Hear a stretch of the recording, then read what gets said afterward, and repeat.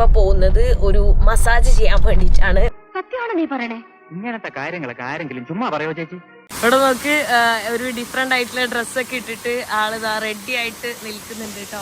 3-ാമത്തെ വയസ്സില് കച്ച കെട്ടി കളരിയിൽ ഇറങ്ങിയവരാണ് ഗുരുക്കൾ അമ്മാവൻ. മാമൻ ഈ മറ്റൊരു പ്രശ്നമല്ല. ഞാനിത് സ്റ്റാർട്ട് ചെയ്യാൻ വേണ്ടി പോവാണ്. അപ്പൊ അവര് നമ്മളുടെ കൈയെല്ലാം പിടിച്ചു കൊണ്ടുപോട്ടോ. സാഹചര്യങ്ങളാ മനുഷ്യനെ വഴിതെറ്റിക്കുന്നത്. ഈ മനസ്സ് എപ്പോഴാ പതറാന്ന് പറയാൻ പറ്റില്ലല്ലോ. ഇവിടെ ഇങ്ങനെ വലിയ സൈസൊക്കെ ഉള്ള ആൾക്കാരാണ് വന്നിട്ട് ഇങ്ങനെ മസാജൊക്കെ ചെയ്യുന്നത്. വെളിയിൽ നിന്നുള്ള അണ്ടിയുടെ വരവോടെ നമ്മുടെ അണ്ടിക്ക് മാർക്കറ്റില്ലാണ്ടായി പോയി. ഈ മസാജ് ചെയ്ത് കഴിയുമ്പോ തന്നെ നമുക്ക് ഭയങ്കര സ്ട്രെസ് ഫ്രീ ആണ്. വന്ന് 10 മിനിറ്റ് ആയിട്ടില്ല, അതിനു മുമ്പ് എന്താ ഇളി കാണിക്കണേ? കുറെ നാള് ബാക്ക് പാക്കൊക്കെ ഇട്ട് നടന്നതല്ലേ, അപ്പൊ ഷോൾഡറിനൊക്കെ നല്ല പെയിൻ ഉണ്ടായിരുന്നു, ബാക്ക് പെയിൻ. അപ്പൊ മസാജൊക്കെ ചെയ്ത് കഴിയുമ്പോൾ നമുക്ക് ആ ഒരു റിലീഫ് ഫീൽ ചെയ്യും കേട്ടോ. വേദന കുറഞ്ഞു? സാറ് തൊട്ടപ്പോഴേ കുറഞ്ഞു. അവിടെ അവളുമാരിപ്പോ ഭയങ്കര വിമർശനമായിരിക്കും. അപ്പൊ കാലിനെല്ലാം മസാജ് ചെയ്യുമ്പോൾ ശരിക്കും പറഞ്ഞാൽ നല്ല അടിപൊളി ഫീൽ ആണ് കേട്ടോ.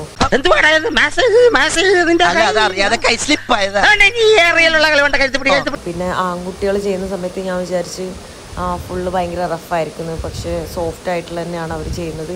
നിങ്ങളുടെ വൈബ് എനിക്ക് ഇഷ്ടമായി, എന്നാ നമുക്ക് പൊളിക്കാം. ഭയങ്കര സോഫ്റ്റ് ആയിട്ടുള്ള ഹാൻഡും ആണ്, അങ്ങനെ പ്രശ്നമൊന്നുമില്ല. അവർ ശരീരമൊക്കെ കാണുമ്പോൾ വിചാരിക്കും തീരെ സോഫ്റ്റ് അല്ല എന്നുള്ളത്, പക്ഷെ സോഫ്റ്റ് ആണ്. തുളഞ്ഞു കയറുന്ന പോലെ ഇപ്പോഴെങ്കിലും ഒന്ന് തുളഞ്ഞു കയറിയല്ലോ, സമാധാനമായ. ഞാൻ പൊതുവെ ഞാൻ ചെയ്തിട്ടുള്ള മൊത്തം പെൺകുട്ടികളെ വെച്ചിട്ടാണ്. ആദ്യമായിട്ടാണ് ഒരു ആൺകുട്ടിയെ വെച്ച് അങ്ങനെ മസാജ് ചെയ്യുന്നത്. കഷ്ടമുണ്ട് കേട്ടോ, എത്ര നേരം ഞാൻ തിരുമിയതാ. ശരി, 100 തരാം, പക്ഷെ ഒരു 50 തിരുമല കൂടി തിരുമണം. ശരി. പിന്നെ അവർക്ക് കപ്പിൾ മസാജ് ഉണ്ട്, ഗ്രൂപ്പ് മസാജ് ഉണ്ട്, അങ്ങനെ പല ടൈപ്പ് മസാജുകളും ഇവർക്ക് ഉണ്ട് കേട്ടോ.